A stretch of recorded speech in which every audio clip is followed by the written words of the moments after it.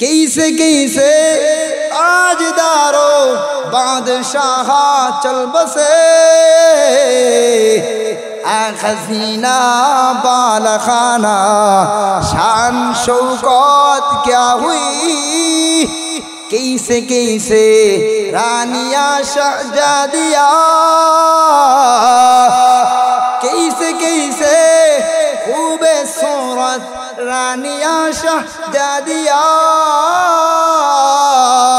तन बदन सब भूल गया है शक्ल सूरा क्या हुआ।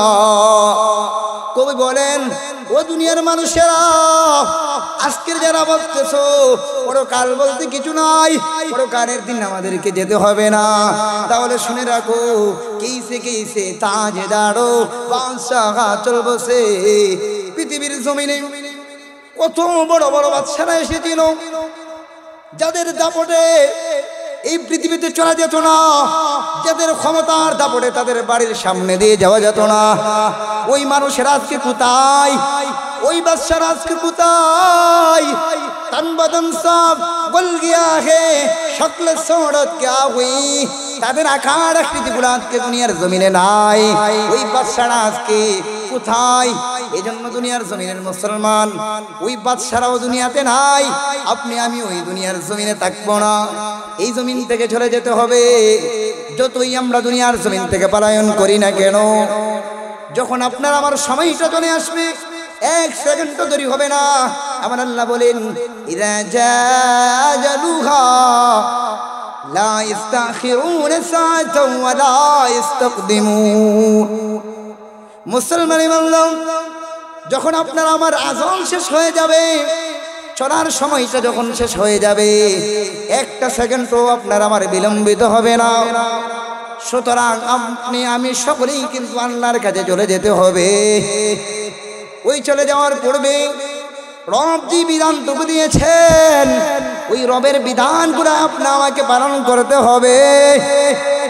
যদি রবের বিধানগুলো পালন করতে পারি তাহলে রব আমাদেরকে কি দেবেন, আর পালন না করি তাহলে রব আমাদেরকে কি দেবেন?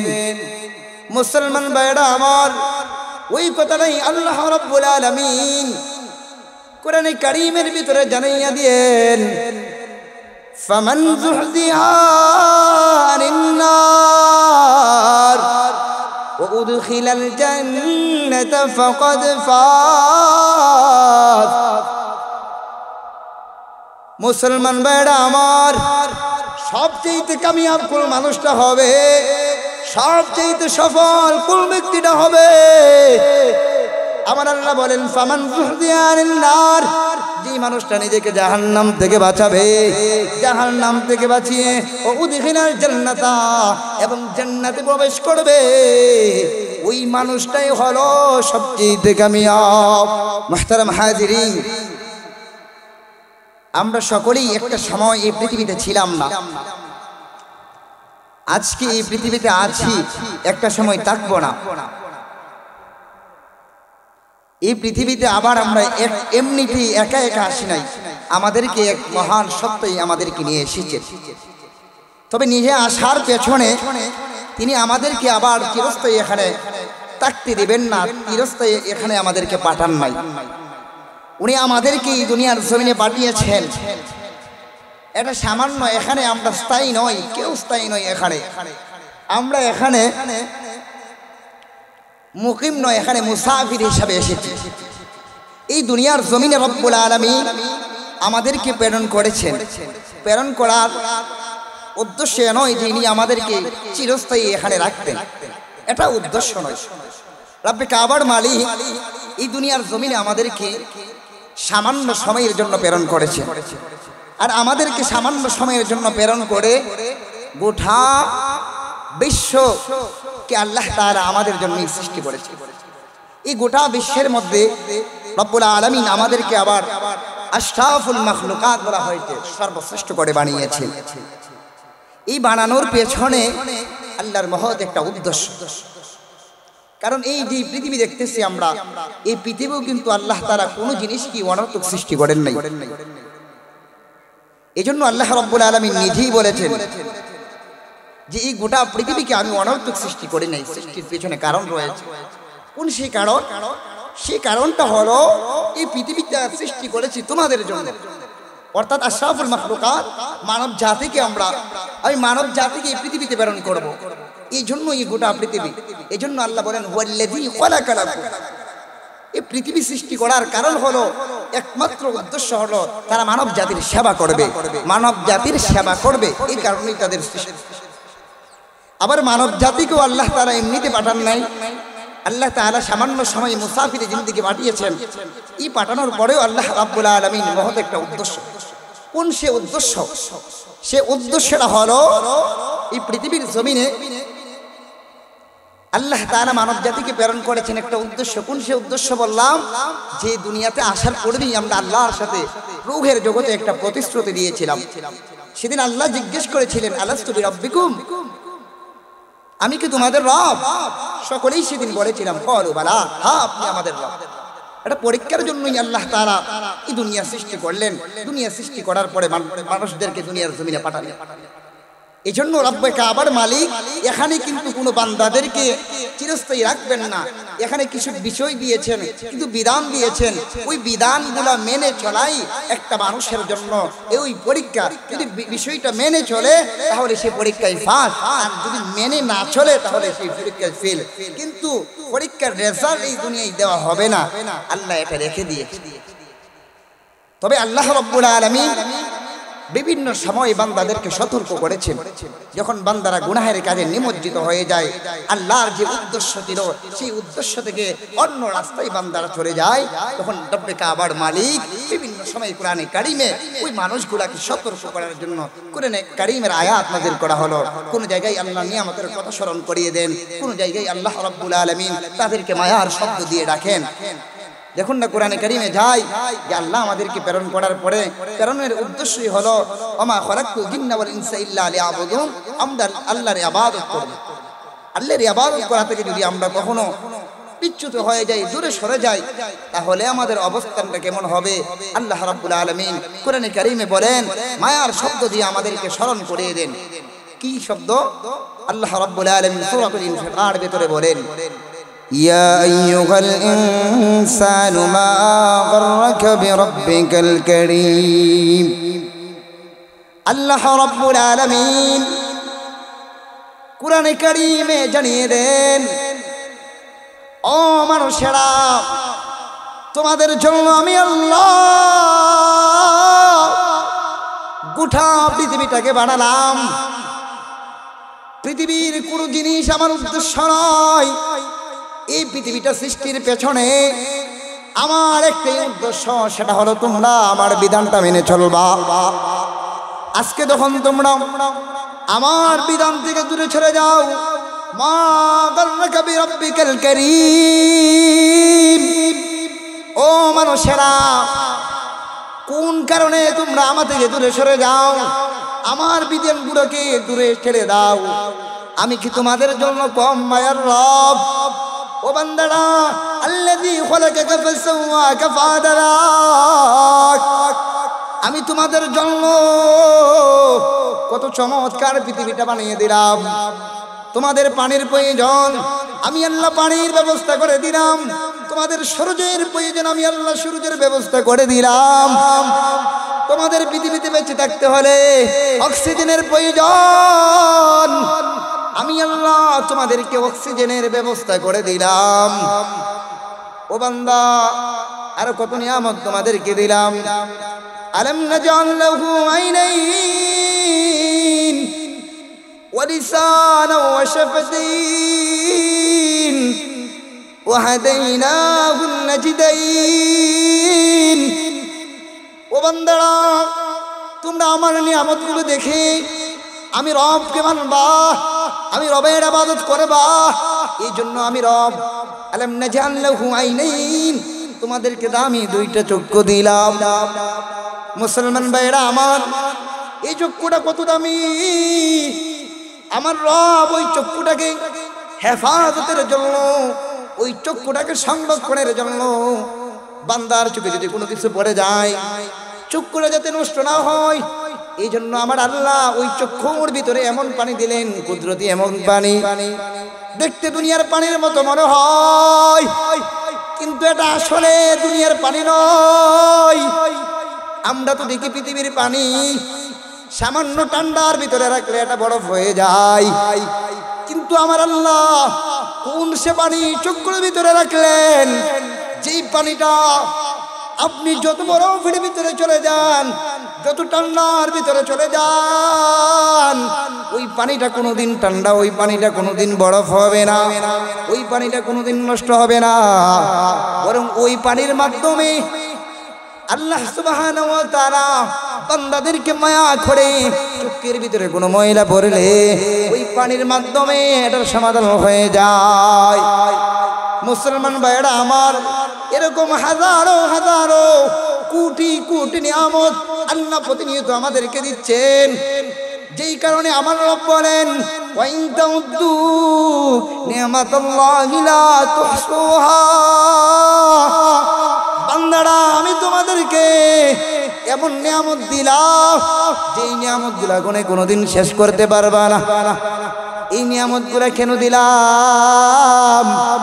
এই নিয়ামতগুলো দেওয়ার অন্যতম একটা কারণ হলো, দুনিয়ার জমিনে তোমাদেরকে আমি প্রেরণ করলাম, তোমরা আমার বিধান পালন করবা। ওই বিধান পালন করতে যাতে তোমাদের সুবিধা হয়। মুসলমান ভাইরা আমার, ওই সুবিধা হওয়ার জন্য এত নিয়ামত। এই নিয়ামত দেওয়ার উদ্দেশ্য আল্লাহর ইবাদত করা, অথচ আজকে হাজারো নিয়ামত দেওয়ার পরেও আমরা আল্লাহর ইবাদত থেকে বঞ্চিত। সামান্য নেতা যদি আমাদেরকে 500 টাকা দেয়, 1000 টাকা দেয়, ওই নেতার জন্য কত কিছু না করি। ওই নেতাকে সন্তুষ্ট রাখার জন্য কত স্লোগান দেই, ওই নেতাকে খুশি রাখার জন্য কত কিছু বলি, কিন্তু আমার আল্লাহ, আমার আল্লাহ তো আমাদেরকে 2 টাকার নিয়ামত না, 500 টাকার নিয়ামত না, 1000 টাকার নিয়ামত না, প্রতিনিয়ত রব্বে কাবার মালিক কোটি কোটি টাকার নিয়ামত আপনি আমাদেরকে দিচ্ছেন। কোনদিন আল্লাহ ওই নিয়ামতের কোনো কিছু আমাদেরকে চান নাই, ওই নিয়ামতের বদলা চান নাই। রব্বে কাবার মালিক ওই গুনাহ দেওয়ার পেছনে অন্যতম উদ্দেশ্য বান্দারা আমার গোলামি করবে। শুধু তাই নাই রে ভাইরা আমার, এটা তো বললাম আল্লাহ মায়ার শব্দ দিয়ে বান্দাদেরকে বলেন, অন্য জায়গায় আল্লাহ বয়ের শব্দ দিয়ে বান্দাদেরকে বলেন। আমার খুতবায়ে তিলাওয়াত কি আয়াতে আল্লাহ বলেন, ওয়াত্তাকু ইয়াওমান তুরজাউনা ফীহি ইলাল্লাহ। ও বান্দারা, ওই দিনটাকে ভয় করো, ওই দিনটাকে ভয় করো যেদিন আমি আল্লাহ আমি আল্লাহর কাছে ফিরে আসতে হবে। আমি মায়া করে বললাম, এখানে আমি ভয় দিয়ে বলতেছি, ওই দিবসটাকে ভয় করো যখন তোমরা আমার কাছে চলে আসবা। সুম্মা তুওয়াফা কুল্লু নাফসিন বিমা কাসাবাত ওয়া হুম লা ইযলামুন। সব কিছুর বিনিময় সেদিন দুনিয়ার জমিনে কি করছো না করছো সব গুড়া সেদিন আমার কাছে পূর্ণাঙ্গ হিসাব দিতে হবে। আমার ভাইরা, এমনি এমনি দুনিয়ায় আসি নাই। দুনিয়ায় আসার পেছনে মহৎ একটা কারণ, আল্লাহর ইবাদত করতে ভুলে গেলে আল্লাহ মায়ার শব্দ দিয়ে বললেন, নিয়ামতের কথা স্মরণ করালেন। এবার ভয় দিয়ে আমার আল্লাহ বলেন, ওরে বান্দা, ওই দিনকে বড় করো, ওয়াত্তাকু ইয়াওমান তুরজাউনা ফীহি ইলাল্লাহ। যেদিন আমার কাছে ফিরে আসতে হবে, আল্লাহর কাছে আমাদেরকে যখন ফিরে যেতে হবে, মনে করছেন এই দুনিয়া আসি আর এখান থেকে চলে যেতে হবে। না না মুসলমান, না, এই দুনিয়ার জমিন থেকে কিন্তু সবাইকে চলে যেতে হবে। এই দুনিয়ার জমিনে কোনো বাদশাহ থাকতে পারে নাই যারা গোটা পৃথিবীটা শাসন করেছে। এই জন্যই তো কবি খুব চমৎকার বলেন, কেইসে কেইসে তাজদারো বাদশাহ চল বসে, कैसे कैसे ताजदारो बादशाह चल बसे, खजीना बालखाना शान शौकत क्या हुई, कैसे रानिया शहजादिया कैसे खूबे सूरत रानिया शहजादिया तन बदन सब बुल गया है शक्ल सूरा क्या हुआ। কবি বলেন ও দুনিয়ার মানুষেরা আজকের যারা বলতেছো পরকাল বলতে কিছু নাই, পরকালের দিন আমাদেরকে যেতে হবে না, তাহলে শুনে রাখো কেইসে তাজদারো বাদশাহ চল বসে পৃথিবীর জমিনে কত বড় বড় বাদশারা এসেছিল যাদের দাপটে এই পৃথিবীতে চলা যেত না, যাদের ক্ষমতার দাপটে তাদের বাড়ির সামনে দিয়ে যাওয়া যেত না, ওই মানুষের আজকে কোথায়, ওই বাদশার আজকে কোথায়। तन बदन सब गुल गया है शक्ल सूरत क्या हुई, তাদের আকার আকৃতিগুলো আজকে দুনিয়ার জমিনে নাই, ওই বাদশারা আজকে কোথায়। এই জন্য দুনিয়ার জমিনের মুসলমান ওই বাদশারাও দুনিয়াতে নাই, আপনি আমি ওই দুনিয়ার জমিনে থাকবো না, এই জমিন থেকে চলে যেতে হবে। যতই আমরা দুনিয়ার জমিন থেকে পলায়ন করি না কেন, যখন আপনার আমার সময়টা চলে আসবে এক সেকেন্ডও দেরি হবে না। আমার আল্লাহ বলেন ইযা জালুহা লা ইস্তাখিরুনা সাআতাও ওয়া লা ইস্তাকদিমুন। মুসলমান বললাম যখন আপনার আমার আজল শেষ হয়ে যাবে, চলার সময়টা যখন শেষ হয়ে যাবে, একটা সেকেন্ডও আপনার আমার বিলম্বিত হবে না। সুতরাং আপনি আমি সকলেই কিন্তু আল্লাহর কাছে চলে যেতে হবে। ওই চলে যাওয়ার পূর্বে রব যে বিধানটুকু দিয়েছেন ওই রবের বিধানগুলো আপনি আমাকে পালন করতে হবে। যদি রবের বিধানগুলো পালন করতে পারি তাহলে রব আমাদেরকে কি দেবেন, আর পালন না করি তাহলে রব আমাদেরকে কি দেবেন। মুসলমান ভাইরা আমার, ওই কথাটাই আল্লাহ রাব্বুল আলামিন কোরআনে কারীমের ভিতরে জানাইয়া দিয়েন ফামান যুহজিহা আনিন নার ওয়া উদখিলাল জান্নাতা ফাকাদ ফাজ।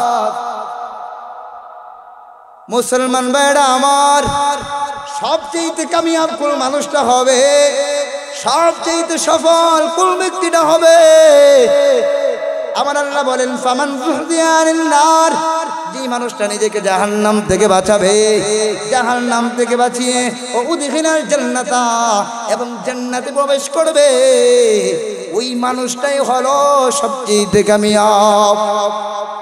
আমার ভাইরা, এই জন্য দুনিয়ার জমিনে যেহেতু রব্বুল আলামিন কিছুদিনের জন্য আমাদেরকে প্রেরণ করেছেন, ওই প্রেরণ করাটা আল্লাহ কেন প্রেরণ করলেন? আল্লাহর হুকুম যদিও আমরা মানি তাহলে সফল, যদি আল্লাহর হুকুম না মানি বিফল। এরপরেও কিন্তু দুনিয়ার জমিনে থাকা যাবে না, সকলকেই তো এই পৃথিবী থেকে চলে যেতে হবে, এই দুনিয়া থেকে তো সকলকেই চলে যেতে হবে। চলে যাওয়ার পূর্বে মুসলমান আল্লাহর বিধানটা যদি পালন করতে পারি কি লাভ আমাদের হবে? আল্লাহ রাব্বুল আলামিন কেমন জান্নাত আমাদের জন্য রেখে দিয়েছেন, কেমন পুরস্কার আমাদের জন্য রেখে দিয়েছেন। আল্লাহ বলেন ইন্নাল্লাযীনা আমানু ওয়া আমিলুস সালিহাতি কানাত লাহুম জান্নাতুল ফিরদাউসি নুজুলা। বান্দারা, আমি তোমাদেরকে ওই কোনস্থায়ী পৃথিবীতে প্রেরণ করলাম, প্রেরণ করেছি আমার বিধানটা মানার জন্য। যদি আমার বিধানটা মানতে পারো তাহলে তোমাদের লাভটা হবে কি? লাভ কি হবে? আমার আল্লাহ বলেন জান্নাতিন তাজরি মিন তাহতিহাল আনহার, আমি আল্লাহ তোমাদের জন্য এমন জান্নাত রেখে দিলাম যে জান্নাতের নিচ দিয়ে নহর সমূহ প্রবাহিত হবে। শুধু তাই না, আল্লাহ বলেন ওই জান্নাতে কতদিন তোমরা থাকবা? খালিদিনা ফিহা লা ইয়াবগুনা আনহা হিওয়ালা। ওই জান্নাত আল্লাহ এমন ভাবে মেহমানদারি দিবেন, চিরস্থায়ী ওই জান্নাতে থাকবো, কোনদিন ওই জান্নাত আর আমাদের জন্য শেষ ঠিকানা হবে না। অন্য জায়গায় আল্লাহ জান্নাতের কথা বলতে গিয়ে আমার রাসূল বলেন মা লা আইনুন রাত ওয়ালা উযুনুন সামিআত, ওয়ালা খাতারা আলা কলবে বাশার। আমার আল্লাহ জান্নাতে যারা সামান্য সময় দুনিয়ার জিন্দেগিটা আল্লাহর হুকুম মতো কাটাবে, আল্লাহর বিধানগুলো পালন করবে, ওই মানুষের জন্য আমি এমন জান্নাত রাখলাম মালা আইনুন রাত, যে জান্নাতে কোনোদিন কোনো মানুষ চোখ দিয়ে দেখে নাই, ওয়ালা উযুনুন সামিআত, যে জান্নাতের নিয়ামত রাজি কোনোদিন কোনো মানুষ এই জান্নাতের নিয়ামতের আওয়াজও শুনে নাই, ওয়ালা খাতারা আলা কলবে বাশার, ওই জান্নাতটাকে পৃথিবীর কোনো মানুষ কল্পনা করেও দেখে নাই। মুসলমান ইমানদার, এবার বুঝতে পারলাম যদি জান্নাতি হই এত নিয়ামত, যদি আমরা আল্লাহর বিধানটাকে না মানি, আল্লাহর আইনটাকে আমরা না মানি, তাহলে আমাদের অবস্থানটা কি হবে? আমরা যদি চিরস্থায়ী সেই পরীক্ষার ভেতরে সাকসেস না হতে পারি, সেই অবস্থায় আমাদের অবস্থানটা কি হবে? সেই অবস্থানটা তো দুনিয়ার বিপদের মতো নয়, দুনিয়ার পরীক্ষার মতো নয়। সেই পরীক্ষাটা কেমন হবে? দুনিয়ার পরীক্ষায় দেখি যদি কোনো মানুষ বিপদে পড়ে, বিপদে পড়লে বাবা তার পাশে আসে, চাচা তার পাশে আসে, সমাজের মানুষ তার পাশে আসে, কিন্তু সেই দিনের বিপদটা তো এমন না। আমার আল্লাহ সেই চিত্র তুলে কি ধরে বলেন?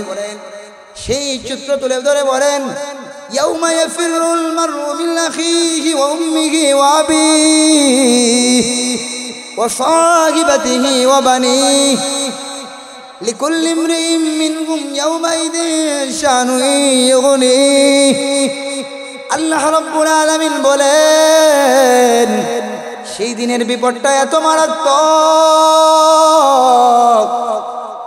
আপনার বাবা আপনার থেকে পলায়ন করবে, আপনার সন্তানাদিরা আপনার থেকে পলায়ন করবে, নিজের জীবনের বড় আত্মীয়রা সেদিন আপনার থেকে পলায়ন করবে, কেউ আপনার পরিচয় দিবে না। ওই কঠিন সময়টাই যদি আপনি পাস করতে হয়, ওই কঠিন সময়ে যদি সাকসেসফুল হতে হয়, তাহলে এই দুনিয়ার জীবনটা হলো সামান্য, এই সময়টা হলো আপনার আখিরাতের নির্ভরশীল। এই জন্যই তো আমার রাসূল বলেন, আদ-দুনিয়া মাজরাতুল আখিরাহ, এই দুনিয়াটা হলো পরকালের শস্য ক্ষেতের মতো। এজন্য আমার ভাইরা, যদি পরকালের জীবনে সাকসেস হতে হয়, এই দুনিয়ার জমিনটাকে কাজে লাগাতে হবে। যদি সাকসেস না হই, আপনার আমার অবস্থানটা কেমন হবে? একটু পূর্বে যে আয়াত বলেছিলাম, আল্লাহ বলেছিলেন হাত নামক নিয়ামত দিলাম, চক্ষু নামক নিয়ামত দিলাম, অঙ্গ প্রত্যঙ্গ নামক নিয়ামত দিলাম। এবার ওই আল্লাহ সূরা ইয়াসিনের ভিতরে বলেন, আল ইয়াউমা নাখতিমু আলা আফওয়াহিহিম ওয়া তুকাল্লিমুনা আইদিহিম ওয়া তাশহাদু আরজুলুহুম। ওই আয়াতের ভিতরে আল্লাহ বলেন, সেদিন মুখ বন্ধ করে দেওয়া হবে। তোমাকে যেই নিয়ামত দিয়েছিলাম আমার গোলামি করার জন্য, আমার আইন পালন করার জন্য, পৃথিবীর জমিনে আমার আইন বাস্তবায়ন করার জন্য, আজকে ওই হাতই সেদিন সাক্ষ্য দেবে, ওগো আল্লাহ, ওই নাফরমানকে আপনি হাত দিয়েছিলেন আমার ইবাদত করার জন্য, ওই হাত দ্বারা সে আপনার ইবাদত করে নাই, ওই হাতকে সে নাফরমানের কাজে লাগিয়েছে। পাগুলা বলতে থাকবে, ওগো আল্লাহ, পা নামক নিয়ামত জানে নাই, সে বুঝতে এটাতে কত বড় নিয়ামত। ওই জাফরমানকে, ওই জানোয়ারকে ওই নিয়ামত দেওয়ার পরেও সেই ওই নিয়ামত কাজে লাগাই না, আল্লাহ তাকে তুমি ধ্বংস করে দাও। মুসলমান ভাইরা আমার, ধ্বংস করে দিবেন এমনটা না। আমার আল্লাহ অন্য জায়গায় বলেন, ওই যে মানুষগুলাকে আমি এত সম্মানিত করেছি, যেই মানুষগুলাকে আমি এত দামি করেছি, যেই মানুষগুলাকে আমি আশরাফুল মাখলুকাত বানিয়েছি, যেই মানুষের সোনা আমার শক্তির জন্য আমি ওয়ালাকাদ কাররামতু বনি আদম বলেছি, যেই মানুষের সৌন্দর্যের জন্য আমি লাকাদ খালাকনাল ইনসানা ফি আহসানি তাকওয়িম বলেছি, যেই মানুষের জন্য আমি আল্লাহ লাকাদ খালাকনাকুম সুম্মা খালাকালাকুম ফিল আরদি জামিয়া বলেছি। ওই বান্দারা যখন ওই নিয়ামত পাইয়া আমার গোলামি করে নাই, আমার আইনগুলোকে দুনিয়ার জমিনে বাস্তবায়ন করে নাই, এই বান্দার অবস্থানটা কেমন হবে? আল্লাহ বলেন, ওয়ালাকাদ যারানা لجهنم كثيرا من الجن والإنس لهم قلوب لا يفقهون بها ولهم أعين لا يبصرون بها ولهم آذان لا يسمعون بها আমার আল্লাহ বলেন যে বান্দাদেরকে এত মায়া করেছিলাম নুতফার তৈরি মানুষকে আমি নূরের তৈরি ফেরেশতার চেয়ে সম্মানী করেছিলাম ওই বান্দারা যখন আমার নিয়ামত গুরুত্ব দিল না আমি আল্লাহ কেন প্রেরণ করলাম ওই বিষয়টাকে গুরুত্ব দিল না ওই বান্দাদের ব্যাপারে আমি আল্লাহ সিদ্ধান্ত নিয়ে নিলাম কোন সেই সিদ্ধান্ত আমার আল্লাহ নিলেন ওয়ালাকাদ যারানা লিজাহান্নামা কাসীরাম মিনাল জিন্নি ওয়াল ইনস লাহুম কুলুবুন লা ইয়াফকাহুনা বিহা আমি আল্লাহ বললাম আমি ওই মানুষের মাধ্যমে আমি জাহান্নামটাকে উদ্বোধন করব যে বান্দাদের মাধ্যমে জান্নাত উদ্বোধনের কথা ছিল যে বান্দাদের মাধ্যমে জান্নাত উদ্বোধন করার কথা ছিল যে উম্মতে মুহাম্মাদীদেরকে নবীদের পরে সর্বপ্রথম জান্নাতে দেওয়ার কথা ছিল ওই বান্দারা যখন আমার আইন মানে না আমার বিধান পালন করে না আমি আল্লাহ সিদ্ধান্ত নিয়ে নিলাম ওয়ালাকাদ যারানা লিজাহান্নামা কাসীরাম মিনাল জিন্নি ওয়াল ইনস আমি জাহান্নামটা ওই মানুষ এবং জিন জাতির মাধ্যমেই উদ্বোধন করব মুসলমান প্রশ্ন আসতে পারে যে আল্লাহ এত মায়া করেন মানুষকে যে আল্লাহ এত সম্মান দেন মানুষকে ওই আল্লাহ কেন আমাদের ধ্বংস করবেন আল্লাহ রাব্বুল আলামিন বলেন লাকুম কুলুবুল লা ইয়াফকাহুনা বিহা আল্লাহ তাদেরকে অনুভূতি শক্তি নামক এমন একটা বিবেক দিয়েছিলাম যে বিবেকের মাধ্যমে মানুষ ভালো মন্দ বুঝতো কোনটা ভালো কোনটা খারাপ মানুষেরা ওই বিবেকের মাধ্যমে বুঝতো ওই কুলুপটাকে যখন বান্দা কাজে লাগাই না ওই বান্দা যখন কুলুপটাকে কাজে লাগালো না আরেকটা বড় নিয়ামত দিয়েছিলাম ওয়ালাকুম আযানুল লা ইসমাউনা বিহা আমি আল্লাহ আযান মানে শ্রবণ শক্তি নামক একটা নিয়ামত দিয়েছিলাম ওই নিয়ামতের মাধ্যমে বান্দা ওয়াজ মাহফিলে এসে কুকরাবুশি মাহফিলে এসে হকটাকে বুঝবে হকটা বুঝে নিজের জীবনে বাস্তবায়ন করবে ওই মাহফিল গুলার এসেও বান্দা যখন নিজেকে পরিবর্তন করে না ওই মাহফিল গুলার ভিতরে এসে বান্দা যখন নিজের হকটাকে হক বলে শুনে না না হকটাই করে তার না হকটাই সে করে বেড়ায় ওই বান্দাদেরকেও আমি ধ্বংস করব মুসলমান আল্লাহ রাব্বুল আলামিন আরো বড় একটা নিয়ামত শ্রবণ করে বলেন ওয়ালাহুম আ'য়ুনুন লা ইবসিরুনা বিহা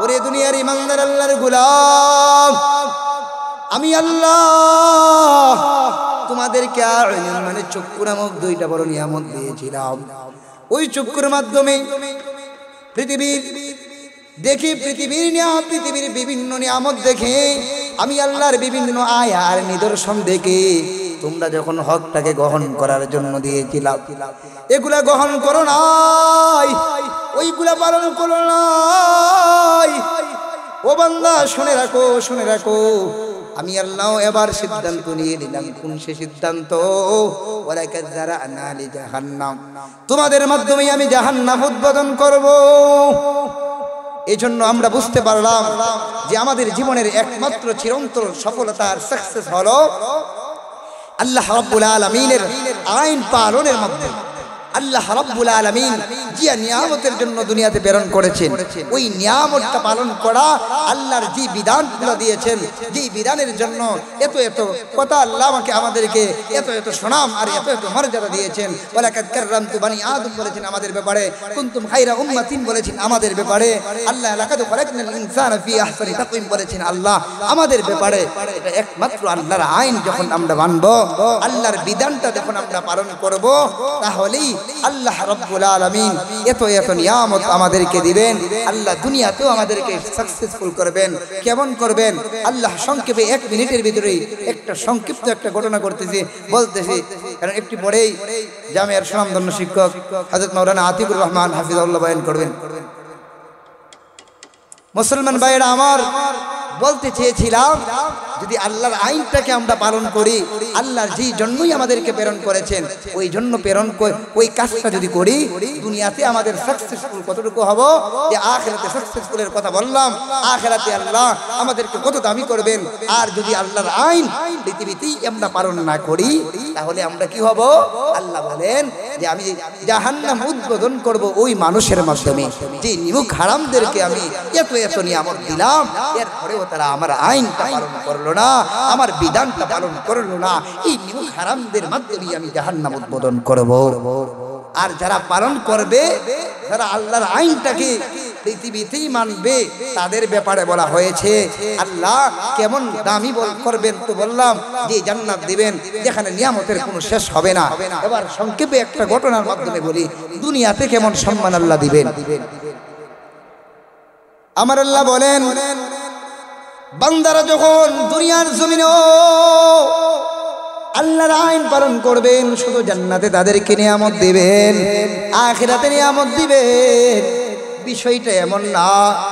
আমার আল্লাহ বলেন, বান্দারা যদি আল্লাহর আইনটা পালন করতে পারে, আল্লাহর রাসূলের তরিকা অনুযায়ী আইনটা পালন করতে পারে, ওই বান্দাদেরকে আমার আল্লাহ দুনিয়াতেও এমন মর্যাদা দিবেন, এমন পাওয়ার দিবেন, গোটা পৃথিবী মিলেও ওই পাওয়ারের সমান হবে না। কেমন পাওয়ার আমার আল্লাহ দিবেন? আসুন না সাহাবীদের জীবনে যাই, সাহাবীরা কেমন শক্তির অধিকারী হয়েছিলেন। যারা এক আল্লাহর আইন পৃথিবীতে মেনেছে, তাদের এত দাম আর এত দাম হয়েছে। কেমন দাম হয়েছে সাহাবীদের জীবনেতে আসুন দেখি। হযরত ওমর ইবনুল খাত্তাব রাদিয়াল্লাহু তাআলা আনহু তখনকার পৃথিবীর বাদশা ছিলেন, মুসলমানদের আমিরুল মুমিনুল ছিলেন। ওই হযরত ওমর ইবনুল খাত্তাব রাদিয়াল্লাহু তাআলা আনহু যখন মদিনার বাদশা, ওই ওমর ইবনুল খাত্তাব রাদিয়াল্লাহু তাআলা আনহুর জামানায় একজন বাহিনী পাঠানো হলো যুদ্ধের জন্য। একদল বাহিনী পাঠানো হলো।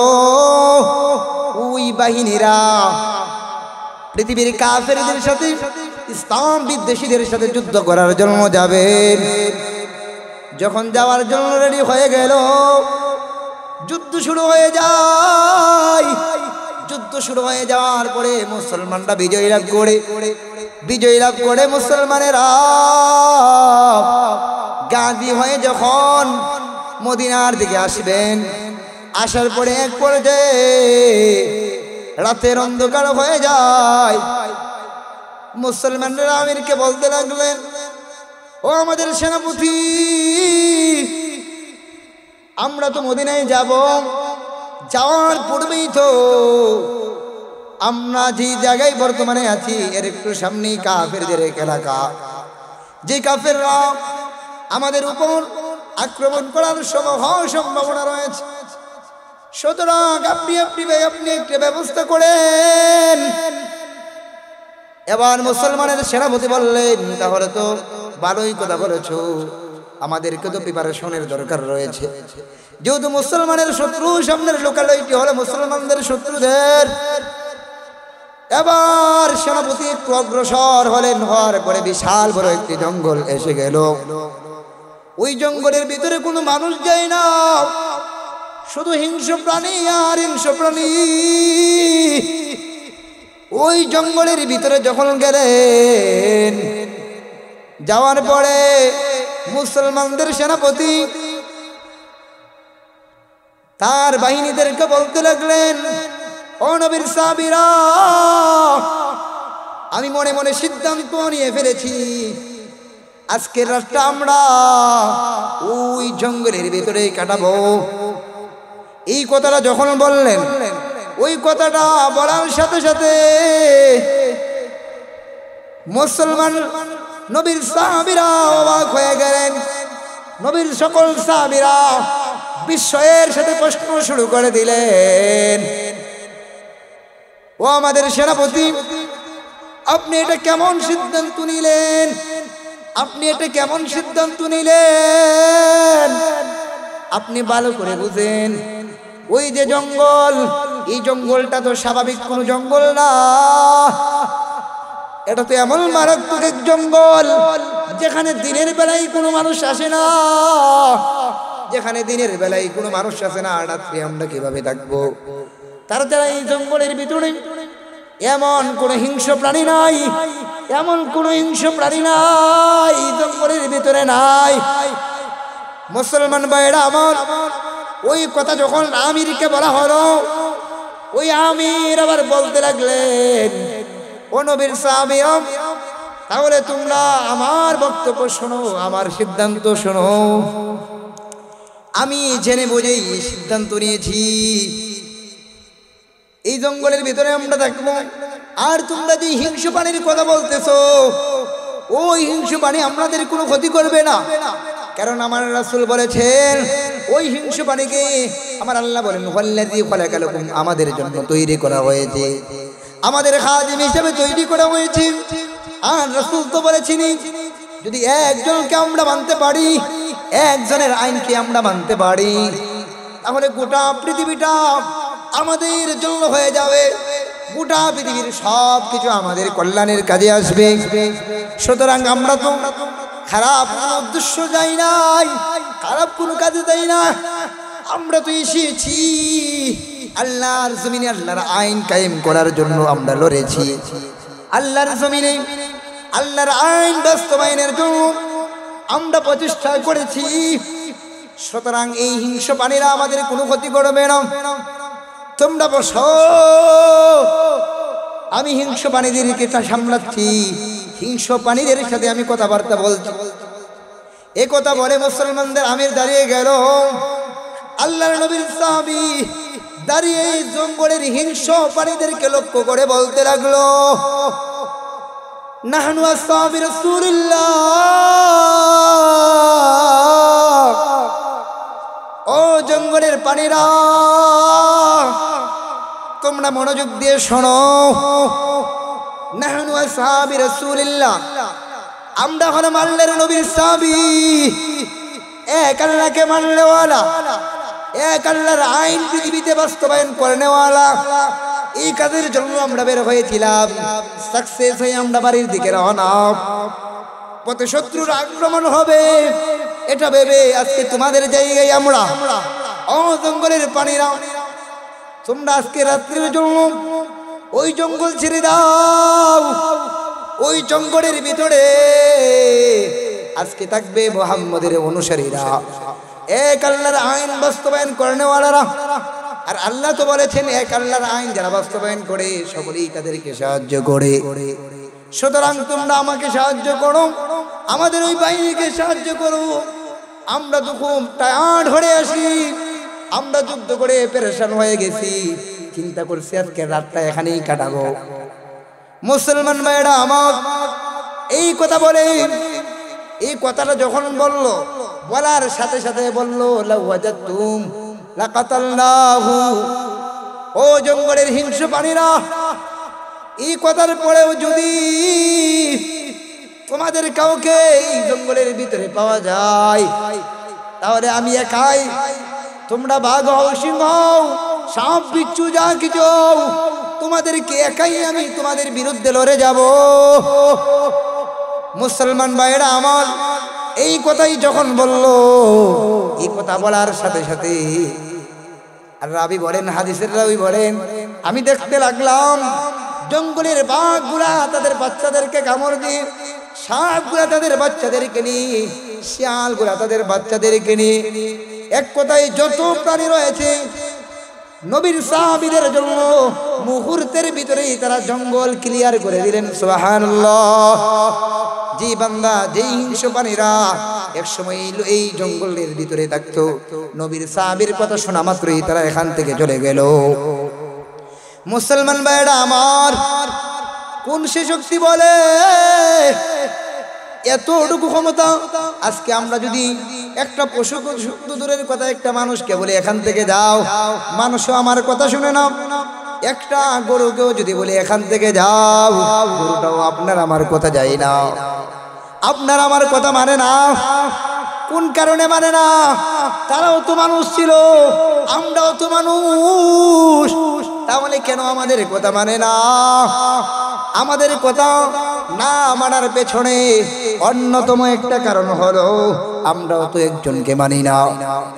আমরা তো একটা পশুকে ভালো কোনো খাবারই খাওয়াই না, সামান্য গাছ খাওয়াই। তাই বলে অনেক সময় পশুটাও আমরার কথা শুনে। কিন্তু যেই আল্লাহ এই কিসিম আমাদেরকে দিলে, যেই আল্লাহ চক্ষু নামক নিয়ামত দিলেন, যেই আল্লাহ হাত নামক নিয়ামত দিলেন, যেই আল্লাহ বিভিন্ন অঙ্গ প্রত্যঙ্গের মালিক আমাদেরকে বানালেন, যেই আল্লাহ প্রতিনিয়ত অক্সিজেন আমাদেরকে দিলেন, ওই আল্লাহকে তো আমরা মুহূর্তের জন্য মানি না। তাহলে পশুরা কিভাবে আমাদেরকে মানবেন?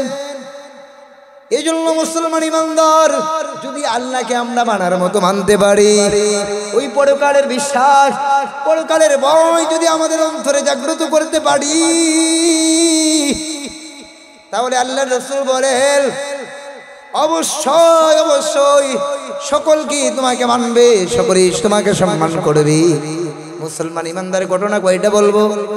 ওই যে দেখেন হযরত ওমর রাদিয়াল্লাহু তাআলা আনহু যখন মদিনার খলিফাতুল মুসলিমিন হলেন, ওমর রাদিয়াল্লাহু তাআলা আনহুর কাছে একবার চিঠি লেখা হলো, ও খলিফাতুল মুসলিমিন ওমর, মিশরে তো পানি উঠতেছে না, মিশরের সবচেয়ে বড় বড় নদী নীল নদীর ভিতরে তো পানি নাই, ওই নীল নদীর ভিতরে নাকি কুমারী মেয়ে দিতে হবে, না হয় ওই নীল নদীর ভিতরে পানি উঠবে না।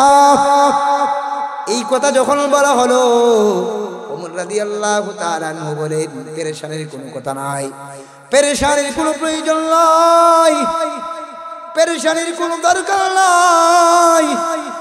আমি উমর এটার ফয়সালা করে দিচ্ছি, আমি উমর এটার সিদ্ধান্ত নিচ্ছি। মানুষ অবাক হয়ে গেল, উমর কিভাবে নদীর বিষয়ে উমর কিভাবে সিদ্ধান্ত নেবেন?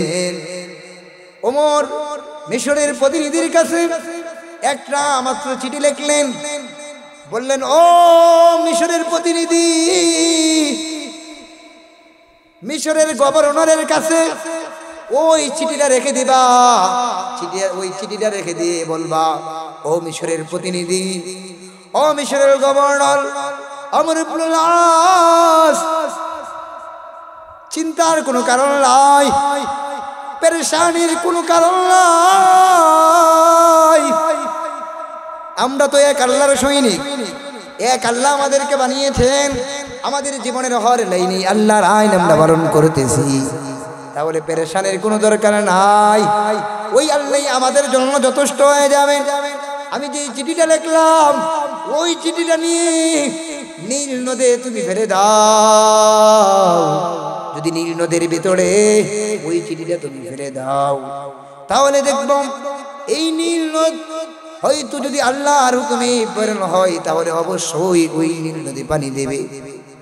মুসলমান ভাইরা আমার, ওই নীল নদীর ভিতরে, ওই যে নীল নদীর নামে যে চিঠিটা লিখলেন, ওই চিঠির ভিতরে অন্য কোনো কেরেশমা ছিল না, শুধু একটাই কথা ছিল, ইন্তাজিরি আমরিল্লাহ ফাজিরি। ও নীল নদী, তুমি যদি আল্লাহর হুকুমে প্রবাহিত হও, তুমি যদি আল্লাহর হুকুমে চলো, তাহলে আমি উমর তোমাকে বলতেছি, তুমি আল্লাহর হুকুমে প্রবাহিত হলে প্রবাহিত হও, আর যদি তুমি আল্লাহর হুকুমে না চলো, ফালা তাজরি,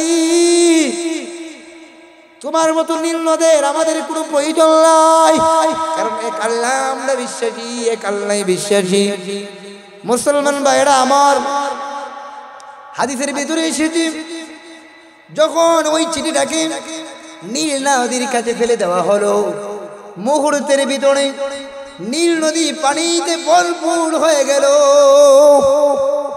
এটা কোন শক্তির বলিয়ানে হয়েছিল?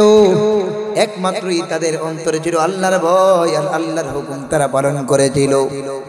এজন্য আমার খুতবায় তিলাওয়াতকৃত হাদিসে আল্লাহর রাসূল এই কথা বলেন, আল কাইসু মান দানা নাফসুহু ওয়া আমিলা লিমা বাদাল মাউত। সবচেয়ে বুদ্ধিমান মানুষ হলো ওই ব্যক্তি যে দুনিয়ায় থাকা অবস্থায় পরকালের সামান তৈরি করে আল্লাহর আইনটা পালন করে। এজন্য আমরা যদি প্রকৃত বুদ্ধিমান হতে হয়, প্রকৃত পরীক্ষায় সাকসেস হতে হয়, তাহলে আল্লাহর ওই আইনটা পালন করা প্রত্যেকটা মুসলমানের জন্য হলো নিতান্ত জরুরি। আর আল্লাহর আইন যদি আমরা পালন করি দুনিয়াতেও তো আমরা সাকসেস। এই জন্য আসুন আল্লাহর আইনটাকে নিজের জীবনের সবচেয়ে বড় পাওয়া বানিয়ে নেই। পৃথিবীতে কি পাইলাম, কি করলাম, এটা দেখে লাভ নাই। কারণ পৃথিবী আজকে আছে, কালকে পৃথিবী চলে যাবে। এই পৃথিবী থেকে তো আমাদেরকে চলে যেতেই হবে। এই পৃথিবী আমাদের শেষ না।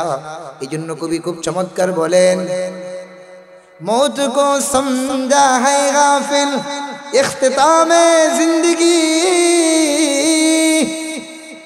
मौत को समझा है गाफिल इख्तिताम जिंदगी, दर हकीकत मौत तेरे इब्तिदाए जिंदगी। ये चमन सारा विभागा ए खबर बुलबुल को दो, ए चमन सारा विभागा ए खबर बुलबुल को दो, ताकि अपने जिंदगी को सोच कर कुर्बा करे। এই জীবন আমাদের শেষ নাও, মৃত্যুর পরেই হবে আমাদের সকলের সর্বশেষ ঠিকানা, যেটা হলো আমরা মুকিম হবে এই দুনিয়ার জমিনে হলো মুসাফির। এই জন্যই বলা হলো এই দুনিয়াটা হলো মুসাফির জিন্দেগি। আল্লাহ রাসূল সাহাবায়ে কেরামদেরকে বিভিন্ন সময়ে ঘোষণা করেছেন, ও সাহাবীরা এই দুনিয়াটা হলো মুসাফির খানা, এই পৃথিবী ছেড়ে চলে যেতে হবে। চলে যাওয়ার পূর্বেই পরকালের সামান তৈরি করো, কারণ পরকালটাই হলো আমাদের মেন। দুনিয়ায় কি পাইলাম না পাইলাম সেটা আমাদের আসল না, পরকালের জিন্দেগিতে আমাদেরকে চলে যেতে হবে। এজন্য আসুন আমরা পরকালের জিন্দেগির প্রস্তুতি গ্রহণ করি। যদি গ্রহণ করতে পারি তাহলে এই দুনিয়াটাও আমাদের সাকসেস। কারণ আমাদের সাকসেস তো আল্লাহর এক কথার উপর, সেটা হলো ফামান যুহদিহানিন নার ওয়া উদখিলাল জান্নাতা ফাকাদ ফাজ। পৃথিবীর সবচেয়ে সাকসেস হলো আল্লাহর আইন মেনে আমরা জাহান্নাম থেকে বাঁচা আর জান্নাতের উপযুক্ত হওয়া। যে কথাগুলো বললাম যে আল্লাহর আইনটা আমাদেরকে পালন করা, এটাই আমাদের জীবনের সবচেয়ে বড় চাওয়া। পৃথিবীর সবচেয়ে বড় পাওয়া হলো যখন আল্লাহর আইন আমার আপনার মাধ্যমে পালন হবে, আল্লাহর বিধানটা আমরা পালন করতে পারবো, আল্লাহর আইনটা আমরা পালন করতে পারবো, তাহলেই আমরা সাকসেস। গোটা দুনিয়া পেয়ে গেলাম, দুনিয়ার সর্বস্ব পেয়ে গেলাম, কিন্তু আল্লাহকে পাইলাম না, তাহলে আমাদের জীবনে এই পাওয়া না পাওয়া সমান। এজন্য যেই কথা বললাম, কথার মূল মাহাসল উদ্দেশ্যই হলো আল্লাহ দুনিয়ার জমিনে প্রেরণের অন্যতম উদ্দেশ্য হলো আল্লাহর আইন আমাদেরকে পালন করা। আল্লাহ এক উদ্দেশ্য আমাদেরকে দুনিয়ার জমিনে প্রেরণ করেছিলেন, যে আল্লাহ কোন সেই উদ্দেশ্য? আল্লাহর আইন দুনিয়ার জমিনে পালন করা। যদি আল্লাহর আইনটা আমরা পালন করতে পারি তাহলে পৃথিবীর জমিনে হবো আমরা সাকসেসফুল, পরকালে হবো আমাদের আমরা সাকসেসফুল। যে সাকসেসের ব্যাপারে বলা হয়েছে এই দুনিয়ার সমান 10 দুনিয়ার সমান জান্নাত আমাদেরকে দিবেন, যদি সেই সাকসেস আমরা হতে পারি। দুনিয়ার জমিনের সাকসেসের কোনো মূল্য নাই যদি জান্নাতের সাকসেসই আমরা না হতে পারি, যদি পরকালের সাকসেসই আমরা না হতে পারি, পরকালেই যদি আমাদের মূল্য না দেওয়া হয়, পরকালে যদি মূল্যবান আমরা না হতে পারি, এই জমিনের সাকসেস কোনো কিছু নাই। এজন্য আসুন আমরা পরকালের প্রস্তুতি নেই, পরকালের প্রস্তুতি এখন নেই। চিরস্থায়ী সফলতার পেছনে যে সফলতা শুরু হবে শেষ হবে না, ওই সফলতার পেছনে আমরা ঘুরি। যদি ওই সফলতার পেছনে আমরা করতে পারি, ওই সফলতাটা আমরা পেয়ে যেতে পারি, তাহলে সব পেয়ে গেলাম। কারণ জান্নাতের আখিরাতের সফলতাই হলো সব সফলতা, যেখানে কোনো আত্মীয় স্বজন থাকবে না, যেখানে এখানে কোনো পাড়া পড়শি বেশি থাকবে না। যখন সেই বিপদের সময় কেউ আপনাকে সামান্য আপনার পাশে থাকবে না। আজকে যাদের জন্য তাদের গাম আপনি পায়ের গাম মাথার গাম পায়ে ফেলতেছেন, যাদের জন্য মনে করতেছেন তারাই আপনার জীবনের সর্বস্ব, তারা না থাকলে আপনি একটা সেকেন্ডও থাকতে পারবেন না, যে মানুষের জন্য আজকে সর্বস্ব বিলীন করে দিচ্ছেন। মুসলমান স্মরণ রাখেন ওই মানুষেরাই, ওই মানুষটা সেদিন আপনার একান্ত কাজে আসবে না, সেদিন আপনার পাশে আসবে না। আপনার কবরের জিন্দেগিতে বড় দূর কবরে ওই মানুষগুলা রেখে আসবে। কবরে রেখে আসার পরে একটা মানুষকে আপনি পাবেন না, সেদিন আপনার থাকবে ওই জিনিসটাই। আল্লাহ যেটা বলেছিলেন, আল্লাহ যেটা করার কথা বলেছেন, যদি পালন করতে পারেন, সেই আইনটাকে যদি পালন করতে পারেন, সেই বিষয়গুলা আমলের ফলে যদি করে যেতে পারেন, আমলের ফলে যদি করে আল্লাহর কাছে যেতে পারেন, তাহলে এই সাকসেস। তাহলে আমার আল্লাহ কিন্তু আমাদেরকে বলেছেন যে ইত্তাকু ইয়াওমান তুরজাউনা ফীহি ইলাল্লাহ। বান্দারা জেনে রাখো, ইত্তাকু ইয়াওমান, ওই দিনটাকে ভয় করো, ওই দিনটাকে ভয় করো যেদিন তুরজাউনা ফীহি ইলাল্লাহ, তোমাদেরকে আমার কাছে ফিরে আসতে হবে, আমার কাছে তোমাদেরকে ফিরে আসতে হবে, আমার কাছে তোমাদেরকে ফিরে আসতে হবে। ওই দিনটাকে ভয় করো, কারণ ওই দিনটা এত মারাত্মক, আর এত মারাত্মক। লাইসা হামিমুন আন হামিম, আপনার আপন বন্ধুরাও সেদিন আপনার হবে না, আপনার আপন আত্মীয়রাও সেদিন আপনার হবে না, কেউ আপনাকে দেখবে না, সকলেই শুধু আপনাকে নাফসি নাফসি বলতে থাকবে। যদি আপনি কবরেও যান, এই নেক আমল নিয়ে যেতে পারেন, আপনার ব্যাপারে হাদিসে এসেছে ফায়ুনাদি মুনাদিম মিনাস সামা, আপনাকে যখন তিনটা প্রশ্ন করা হবে, আল্লাহ রাসূল বলেন ফায়ুনাদি মুনাদিম মিনাস সামা, প্রশ্নগুলোর উত্তর দেওয়ার সাথে সাথে আল্লাহ আসমান থেকে ঘোষণা করবেন, জান সাদাক আবদি, আমার বান্দা সঠিক কথা বলেছে, আমার বান্দা সত্য কথা বলেছে। ফাউফরিশু লাহুমুল জান্নাহ, আবার ওই বান্দাকে জান্নাতের বিছানা তোমরা বিছিয়ে দাও।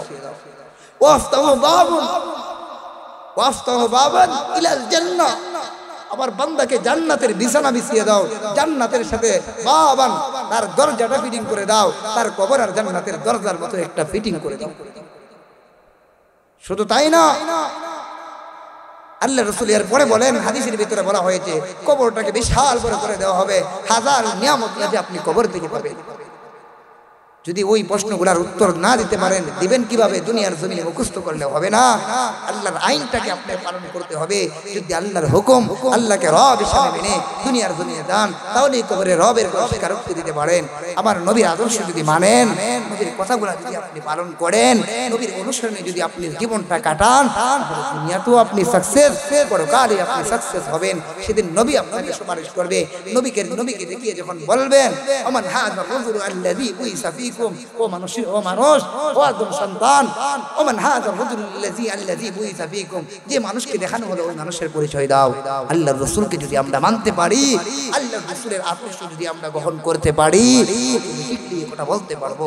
এই জন্য মুসলমান, এই ওয়াজ থেকে আজকের এই মূল এই কথার থেকে আমরা এই শিক্ষাটা নিয়ে যাই, প্রত্যেকে আমলের নিয়তে এই কথাটা স্বীকারোক্তি করি, এই কথাটা শিখে যাই। দুনিয়ার জমিনে আমরা আজকে এসেছি, আসার মানা আমরা চিরস্থায়ী থাকবো না। এখান থেকে আমাদেরকে আপনাকে চলে যেতে হবে। চলে যাওয়ার পূর্বে আপনাদেরকে সামান তৈরি করতে হবে আখিরাতের সামান যদি তৈরি করতে পারি, কবরেও শান্তিতে থাকবো, জান্নাতে মেহমান হব। জান্নাতের নিয়ামত তো শেষ নয়, যে নিয়ামতের কথা সারাদিন বললেও শেষ করতে পারবো না। কোরআনে বিভিন্ন জায়গায় জান্নাতের হাজারো নিয়ামতের কথা বলা আছে, বললে অনেক আয়াতও বলতে পারবো, কিন্তু বলার তো সময় নেই, আজানের সময় হয়ে গেছে। ঠিক তেমনি ভাবে আল্লাহর আইন না মানলে কেমন হবে, বিস্তারিত আল্লাহ কুরআনে কারীমে, আল্লাহ রাসূল হাদিসে বলেছেন। এজন্য আজকের ওয়াজ থেকে শিক্ষা নিয়ে যাই, এই দুনিয়ার জমিনে কি পাইলাম না পাইলাম সেটা নয়, এক আল্লাহকে খুশি করতে হবে, এক আল্লাহকে মানতে হবে। যদি মানতে পারি তাহলে দুনিয়া তো সাকসেস। 10 গ্রাম কুকরা বসি মহিলা মাদ্রাসায় ওয়াজে আসাটাও সাকসেস।